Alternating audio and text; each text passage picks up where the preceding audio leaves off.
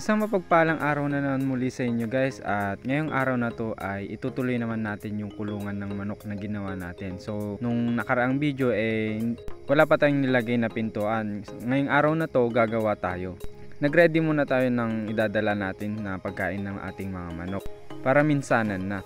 After nga natin ma-prepare yung pagkain ng ating manok, ay pinakain muna natin tong pusa natin. Ito nga pala si Queen. Syempre, pangalan pa lang alam nyo ng babae na siya. At itong pusa na to ay Persian cat. After nga natin pinakain ng ating pusa, syempre kumain muna tayo para naman di tayo magutong habang nagtatrabaho tayo sa kulungan ng ating mga manok. Pagkatapos nga natin kumain, ay nagmadali na tayong pumunta sa ating kulungan ng manok para naman marami tayong matapos. Pagkadating nga natin ay nagpakain muna tayo ng ating alaga. Inuna nga natin na magpakain para hindi na sila mag-ingay. At oras na din kasi ng pagpapakain, kaya nag-iingay na din sila. Pinakain na rin natin itong mga manok at pato natin na nakakulong. At talagang inaabangan nga itong mga pagkain nila. Akala mo na talaga hindi pinapakain. So sobrang excited nila, ayan na nga, nagkakagulo na sila. At natagalan pa nga ako magpakain dito dahil natagalan na ako mag-set up ng camera. Dahil kapag pinapatong natin, talaga naman na pati yung camera natin ay binubunggo nila. Tinapos na nga natin yung kalbaryo ng mga manok natin at pato at pinakain na nga natin sila. Wala pa nga lang ilang minuto ay talaga namang ubos na yung mga pagkain na nilagay natin. May mga manok pa pala tayong nakakulong dito. Pinakain na din natin sila. Pati kalapati natin ay binigyan na rin natin ng pagkain. Kanyan ay pinakain na rin natin at nilinisan itong kulungan ng ating mga baboy. Magdadalawang buwan na nga itong baboy namin ng aking pinsan.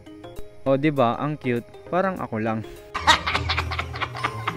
Inumpisan ko na ngang linisin itong inuman ng ating mga baboy para naman pag uminom sila ay malinis. Binigyan ko muna sila ng pagkain bago natin sila paliguan. Dito naman sa kabilang kulungan ay ang baboy ng aking tita.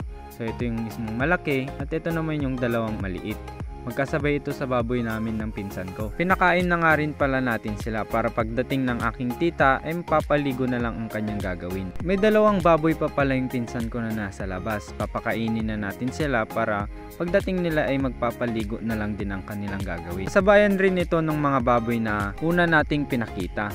Pagkatapos nga nating pinakain ay bumaba muna tayo saglit. Kukuha kasi tayo ng mga kailangan nating kahoy para sa gagawin nating pintuan. Andito na nga tayo sa furniture shop ng aking papa Tito. Maghahanap tayo dito ng pwede nating gamitin. At dito nga sa gilid ay merong mga kahoy na magandang gamitin para sa gagawin nating pintuan. At ito nga yung kukunin natin. Nagputol na rin tayo dito ng kawayan na gagamitin natin sa pintuan. Hinati-hati na rin natin ito sa tamang sukat para naman pag naipako na ay maganda naman siyang tignan. Syempre kailangan din natin mag-effort para sa ating mga alaga.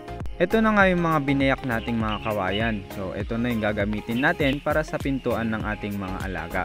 Naka-ready na rin yung kinuha natin kanina. Ito yung magsisilbing pakuan ng hinati-hati nating kawayan.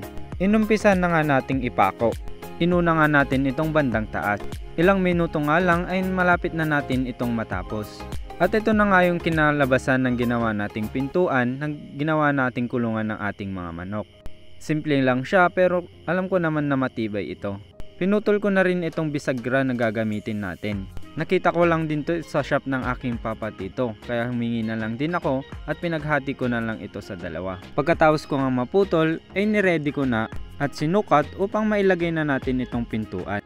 Una ko nga pinako ang bisagra sa pintuan ng kulungan ng manok natin. Gumamit lang nga ako ng pako dito para maikabit ang bisagra. Naglagay din pala tayo dito ng kahoy na kinabit natin sa poste, hindi kasi pantay yung posteng kawayan kaya hindi magpantay yung bisagra. Pagkatapos nga nating lagyan ng kahoy para magpantay ay pinako na rin natin itong bisagra. Inuna nga natin yung sa baba at sinunod naman natin itong sa taas. Natapos na nga nating ikabit itong pintuan ng ating kulungan at syempre hindi pwede na hindi natin ito maitesting. Syempre pintuan check para makita natin kung matibay talaga. Sa part na to lumabas pa nga tayo at pinakita natin kung ano nga ba ang resulta ng ating ginawa. Nakangiti pa nga tayo dito habang tinitesting natin at mukhang matibay naman siya at hindi siya kayang sirain ng ating mga alagang manok. Bago nga matapos ang video na to ay umupo muna ako at nagmerienda. Pagkatapos nga natin magmerienda ay naglinis na rin dito sa loob ng kulungan na ginawa natin para mabawasan ang mga kalat at magandang tignan. Napansin ko nga na wala ng dayami itong pinag-iitlogan ng mga manok natin, kaya naman kukuha na rin tayo. Dito lang tayo kukuha sa gilid ng ating kulungan.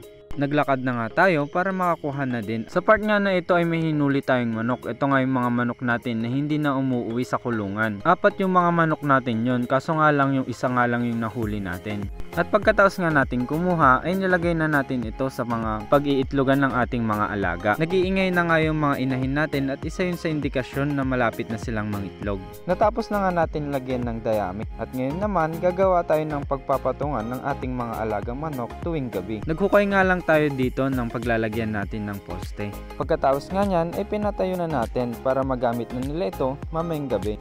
Ito lang munang may babahagi ko sa video na to at abangan ang mga update pa sa kulungan na ginagawa natin. Bago nga matapos ang video na to ay gusto kong pasalamatan yung mga taong palaging sumusuporta sa atin. At mag-ingat po tayo palagi.